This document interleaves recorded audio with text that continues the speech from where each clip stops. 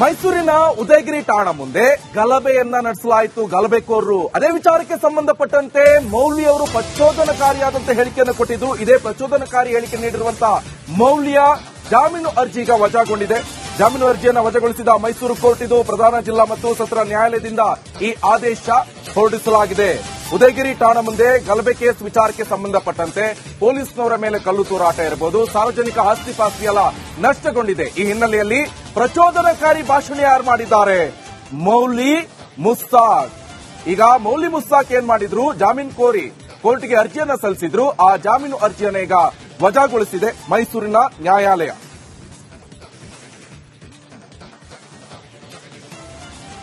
ನೋಡಿ, ಈಗಾಗಲೇ ಗಮನಿಸ್ತಾ ಇರಬಹುದು, ವಿಡಿಯೋದಲ್ಲಿ ಗಮನಿಸ್ತಾ ಇರಬಹುದು, ಮೌಲಿ ಮುಸ್ತಾಕ್ ಅವರೇ ಪ್ರಚೋದನಕಾರಿಯಾದಂತಹ ಭಾಷಣವನ್ನ ಮಾಡಿರುವಂತದ್ದು. ಇದರಿಂದ ಪ್ರಚೋದನೆಗೊಂಡಂತ ಈ ಅವರ ಗುಂಪು ಏನ್ ಮಾಡ್ತು?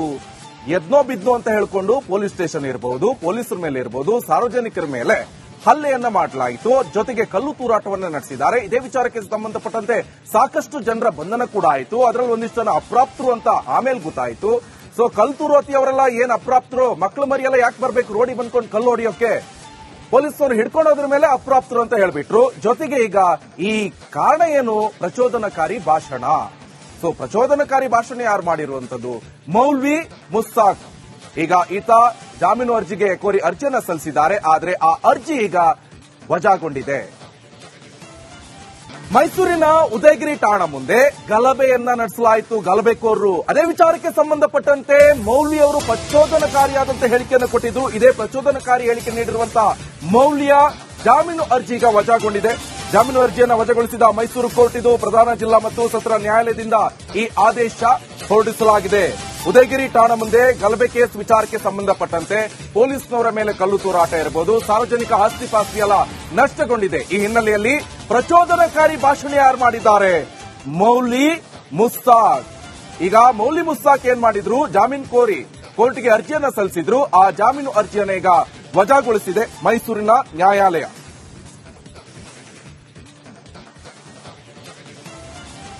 ನೋಡಿ, ಈಗಾಗಲೇ ಗಮನಿಸ್ತಾ ಇರಬಹುದು, ವಿಡಿಯೋದಲ್ಲಿ ಗಮನಿಸ್ತಾ ಇರಬಹುದು, ಮೌಲಿ ಮುಸ್ತಾಕ್ ಅವರೇ ಪ್ರಚೋದನಕಾರಿಯಾದಂತಹ ಭಾಷಣವನ್ನ ಮಾಡಿರುವಂತದ್ದು. ಇದರಿಂದ ಪ್ರಚೋದನೆಗೊಂಡಂತ ಈ ಅವರ ಗುಂಪು ಏನ್ ಮಾಡ್ತು?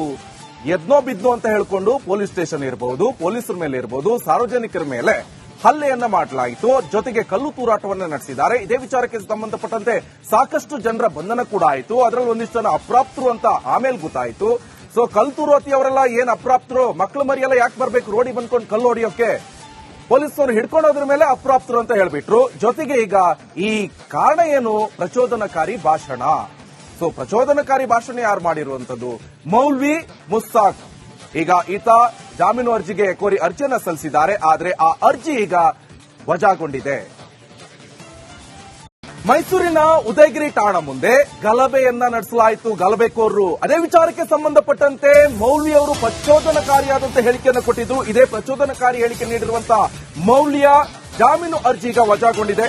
ಜಾಮೀನು ಅರ್ಜಿಯನ್ನು ವಜಾಗೊಳಿಸಿದ ಮೈಸೂರು ಕೋರ್ಟ್ ಇದು ಪ್ರಧಾನ ಜಿಲ್ಲಾ ಮತ್ತು ಸತ್ರ ನ್ಯಾಯಾಲಯದಿಂದ ಈ ಆದೇಶ ಹೊರಡಿಸಲಾಗಿದೆ. ಉದಯಗಿರಿ ಠಾಣಾ ಮುಂದೆ ಗಲಭೆ ಕೇಸ್ ವಿಚಾರಕ್ಕೆ ಸಂಬಂಧಪಟ್ಟಂತೆ ಪೊಲೀಸ್ನವರ ಮೇಲೆ ಕಲ್ಲು ತೂರಾಟ ಇರಬಹುದು, ಸಾರ್ವಜನಿಕ ಆಸ್ತಿ ಪಾಸ್ತಿ ಎಲ್ಲ ನಷ್ಟಗೊಂಡಿದೆ. ಈ ಹಿನ್ನೆಲೆಯಲ್ಲಿ ಪ್ರಚೋದನಕಾರಿ ಭಾಷಣ ಯಾರು ಮಾಡಿದ್ದಾರೆ? ಮೌಲಿ ಮುಸ್ತಾಕ್. ಈಗ ಮೌಲಿ ಮುಸ್ತಾಕ್ ಏನ್ ಮಾಡಿದ್ರು? ಜಾಮೀನು ಕೋರಿ ಕೋರ್ಟ್ಗೆ ಅರ್ಜಿಯನ್ನ ಸಲ್ಲಿಸಿದ್ರು. ಆ ಜಾಮೀನು ಅರ್ಜಿಯನ್ನ ಈಗ ವಜಾಗೊಳಿಸಿದೆ ಮೈಸೂರಿನ ನ್ಯಾಯಾಲಯ.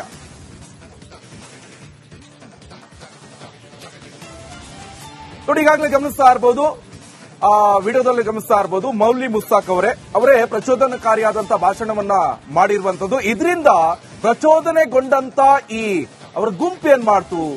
ಎದ್ನೋ ಬಿದ್ನೋ ಅಂತ ಹೇಳ್ಕೊಂಡು ಪೊಲೀಸ್ ಸ್ಟೇಷನ್ ಇರಬಹುದು, ಪೊಲೀಸರ ಮೇಲೆ ಇರಬಹುದು, ಸಾರ್ವಜನಿಕರ ಮೇಲೆ ಹಲ್ಲೆಯನ್ನ ಮಾಡಲಾಯಿತು. ಜೊತೆಗೆ ಕಲ್ಲು ತೂರಾಟವನ್ನ ನಡೆಸಿದ್ದಾರೆ. ಇದೇ ವಿಚಾರಕ್ಕೆ ಸಂಬಂಧಪಟ್ಟಂತೆ ಸಾಕಷ್ಟು ಜನರ ಬಂಧನ ಕೂಡ ಆಯಿತು. ಅದರಲ್ಲಿ ಒಂದಿಷ್ಟು ಜನ ಅಪ್ರಾಪ್ತರು ಅಂತ ಆಮೇಲೆ ಗೊತ್ತಾಯಿತು.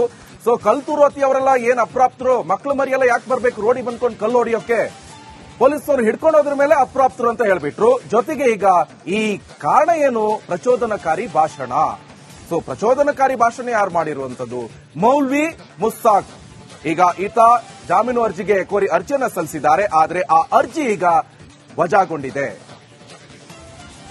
ಮೈಸೂರಿನ ಉದಯಗಿರಿ ಠಾಣಾ ಮುಂದೆ ಗಲಭೆಯನ್ನ ನಡೆಸಲಾಯಿತು. ಗಲಭೆಕೋರರು ಅದೇ ವಿಚಾರಕ್ಕೆ ಸಂಬಂಧಪಟ್ಟಂತೆ ಮೌಲ್ವಿ ಅವರು ಪ್ರಚೋದನಕಾರಿಯಾದಂತಹ ಹೇಳಿಕೆಯನ್ನು ಕೊಟ್ಟಿದ್ರು. ಇದೇ ಪ್ರಚೋದನಕಾರಿ ಹೇಳಿಕೆ ನೀಡಿರುವಂತಹ ಮೌಲ್ಯ ಜಾಮೀನು ಅರ್ಜಿ ಈಗ ವಜಾಗೊಂಡಿದೆ. ಜಾಮೀನು ಅರ್ಜಿಯನ್ನು ವಜಾಗೊಳಿಸಿದ ಮೈಸೂರು ಕೋರ್ಟ್ ಇದು ಪ್ರಧಾನ ಜಿಲ್ಲಾ ಮತ್ತು ಸತ್ರ ನ್ಯಾಯಾಲಯದಿಂದ ಈ ಆದೇಶ ಹೊರಡಿಸಲಾಗಿದೆ.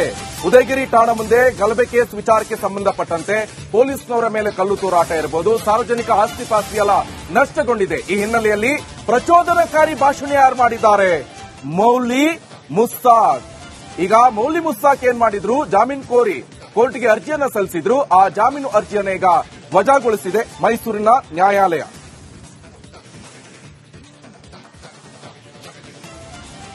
ನೋಡಿ, ಈಗಾಗಲೇ ಗಮನಿಸ್ತಾ ಇರಬಹುದು, ವಿಡಿಯೋದಲ್ಲಿ ಗಮನಿಸ್ತಾ ಇರಬಹುದು, ಮೌಲಿ ಮುಸ್ತಾಕ್ ಅವರೇ ಪ್ರಚೋದನಕಾರಿಯಾದಂತಹ ಭಾಷಣವನ್ನ ಮಾಡಿರುವಂತದ್ದು. ಇದರಿಂದ ಪ್ರಚೋದನೆಗೊಂಡಂತ ಈ ಅವರ ಗುಂಪು ಏನ್ ಮಾಡ್ತು? ಎದ್ನೋ ಬಿದ್ನೋ ಅಂತ ಹೇಳ್ಕೊಂಡು ಪೊಲೀಸ್ ಸ್ಟೇಷನ್ ಇರಬಹುದು, ಪೊಲೀಸರ ಮೇಲೆ ಇರಬಹುದು, ಸಾರ್ವಜನಿಕರ ಮೇಲೆ ಹಲ್ಲೆಯನ್ನ ಮಾಡಲಾಯಿತು. ಜೊತೆಗೆ ಕಲ್ಲು ತೂರಾಟವನ್ನು ನಡೆಸಿದ್ದಾರೆ. ಇದೇ ವಿಚಾರಕ್ಕೆ ಸಂಬಂಧಪಟ್ಟಂತೆ ಸಾಕಷ್ಟು ಜನರ ಬಂಧನ ಕೂಡ ಆಯಿತು. ಅದರಲ್ಲಿ ಒಂದಿಷ್ಟು ಜನ ಅಪ್ರಾಪ್ತರು ಅಂತ ಆಮೇಲೆ ಗೊತ್ತಾಯಿತು. ಸೊ ಕಲ್ಲು ತೂರಾತಿ ಅವರೆಲ್ಲ ಏನ್ ಅಪ್ರಾಪ್ತರು, ಮಕ್ಕಳು ಮರಿಯೆಲ್ಲ ಯಾಕೆ ಬರ್ಬೇಕು ರೋಡಿಗೆ ಬಂದ್ಕೊಂಡು ಕಲ್ಲು ಹೊಡಿಯೋಕೆ? ಪೊಲೀಸರು ಹಿಡ್ಕೊಂಡು ಹೋದ್ರ ಮೇಲೆ ಅಪ್ರಾಪ್ತರು ಅಂತ ಹೇಳ್ಬಿಟ್ರು. ಜೊತೆಗೆ ಈಗ ಈ ಕಾರಣ ಏನು? ಪ್ರಚೋದನಕಾರಿ ಭಾಷಣ. ಸೊ ಪ್ರಚೋದನಕಾರಿ ಭಾಷಣ ಯಾರು ಮಾಡಿರುವಂತದ್ದು? ಮೌಲ್ವಿ ಮುಸ್ತಾಕ್. ಈಗ ಈತ ಜಾಮೀನು ಅರ್ಜಿಗೆ ಕೋರಿ ಅರ್ಜಿಯನ್ನ ಸಲ್ಲಿಸಿದ್ದಾರೆ. ಆದರೆ ಆ ಅರ್ಜಿ ಈಗ ವಜಾಗೊಂಡಿದೆ. ಮೈಸೂರಿನ ಉದಯಗಿರಿ ಠಾಣಾ ಮುಂದೆ ಗಲಭೆಯನ್ನ ನಡೆಸಲಾಯಿತು. ಗಲಭೆಕೋರರು ಅದೇ ವಿಚಾರಕ್ಕೆ ಸಂಬಂಧಪಟ್ಟಂತೆ ಮೌಲ್ವಿ ಅವರು ಪ್ರಚೋದನಕಾರಿಯಾದಂತಹ ಹೇಳಿಕೆಯನ್ನು ಕೊಟ್ಟಿದ್ರು. ಇದೇ ಪ್ರಚೋದನಕಾರಿ ಹೇಳಿಕೆ ನೀಡಿರುವಂತಹ ಮೌಲ್ಯ ಜಾಮೀನು ಅರ್ಜಿ ಈಗ ವಜಾಗೊಂಡಿದೆ. ಜಾಮೀನು ಅರ್ಜಿಯನ್ನು ವಜಾಗೊಳಿಸಿದ ಮೈಸೂರು ಕೋರ್ಟ್ ಇದು ಪ್ರಧಾನ ಜಿಲ್ಲಾ ಮತ್ತು ಸತ್ರ ನ್ಯಾಯಾಲಯದಿಂದ ಈ ಆದೇಶ ಹೊರಡಿಸಲಾಗಿದೆ. ಉದಯಗಿರಿ ಠಾಣಾ ಮುಂದೆ ಗಲಭೆ ಕೇಸ್ ವಿಚಾರಕ್ಕೆ ಸಂಬಂಧಪಟ್ಟಂತೆ ಪೊಲೀಸ್ನವರ ಮೇಲೆ ಕಲ್ಲು ತೂರಾಟ ಇರಬಹುದು, ಸಾರ್ವಜನಿಕ ಆಸ್ತಿ ಪಾಸ್ತಿ ಎಲ್ಲ ನಷ್ಟಗೊಂಡಿದೆ. ಈ ಹಿನ್ನೆಲೆಯಲ್ಲಿ ಪ್ರಚೋದನಕಾರಿ ಭಾಷಣ ಯಾರು ಮಾಡಿದ್ದಾರೆ? ಮೌಲಿ ಮುಸ್ತಾಕ್. ಈಗ ಮೌಲಿ ಮುಸ್ತಾಕ್ ಏನ್ ಮಾಡಿದ್ರು? ಜಾಮೀನು ಕೋರಿ ಕೋರ್ಟ್ಗೆ ಅರ್ಜಿಯನ್ನ ಸಲ್ಲಿಸಿದ್ರು. ಆ ಜಾಮೀನು ಅರ್ಜಿಯನ್ನು ಈಗ ವಜಾಗೊಳಿಸಿದೆ ಮೈಸೂರಿನ ನ್ಯಾಯಾಲಯ.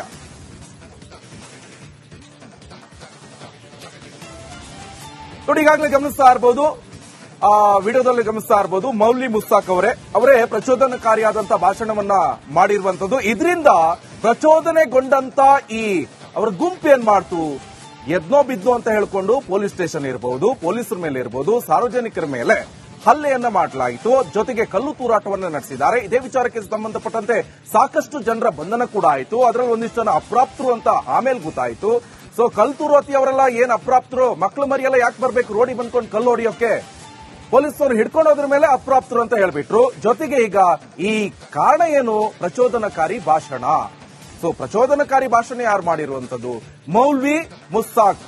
ಈಗ ಈತ ಜಾಮೀನು ಅರ್ಜಿಗೆ ಕೋರಿ ಅರ್ಜಿಯನ್ನ ಸಲ್ಲಿಸಿದ್ದಾರೆ. ಆದರೆ ಆ ಅರ್ಜಿ ಈಗ ವಜಾಗೊಂಡಿದೆ. ಮೈಸೂರಿನ ಉದಯಗಿರಿ ಠಾಣಾ ಮುಂದೆ ಗಲಭೆಯನ್ನ ನಡೆಸಲಾಯಿತು. ಗಲಭೆಕೋರರು ಅದೇ ವಿಚಾರಕ್ಕೆ ಸಂಬಂಧಪಟ್ಟಂತೆ ಮೌಲ್ವಿ ಅವರು ಪ್ರಚೋದನಕಾರಿಯಾದಂತಹ ಹೇಳಿಕೆಯನ್ನು ಕೊಟ್ಟಿದ್ರು. ಇದೇ ಪ್ರಚೋದನಕಾರಿ ಹೇಳಿಕೆ ನೀಡಿರುವಂತಹ ಮೌಲ್ಯ ಜಾಮೀನು ಅರ್ಜಿ ಈಗ ವಜಾಗೊಂಡಿದೆ.